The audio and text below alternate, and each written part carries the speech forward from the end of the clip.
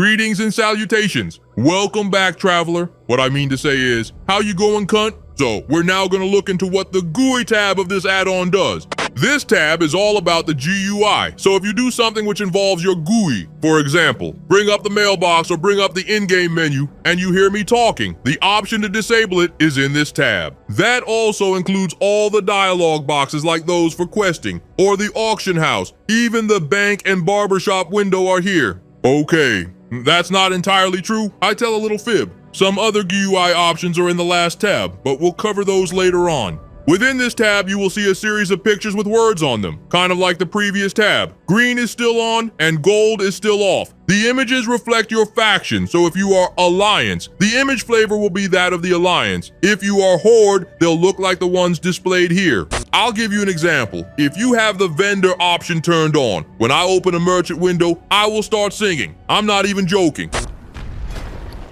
Vendo, buying on my grades, gonna throw some stuff at you, then be on my way. See, I told you, I wasn't even kidding. Now, if you have the bag option enabled, then when you open your bags up, I'll tell you it's a mess. Oh, Lord, this mess.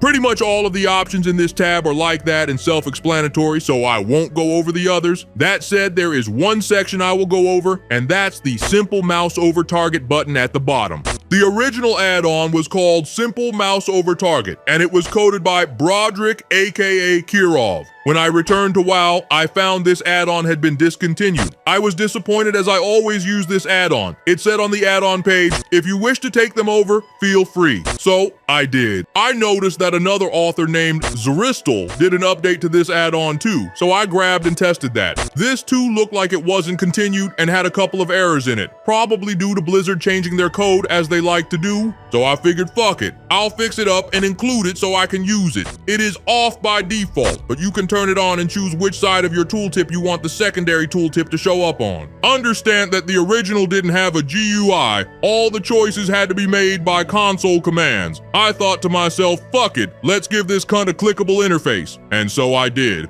I changed the save variable so that should a user have another working version, this won't interfere with it. I also kept it as a separate add-on in its own folder, so should the original author return or someone else wants to grab it, well, they can.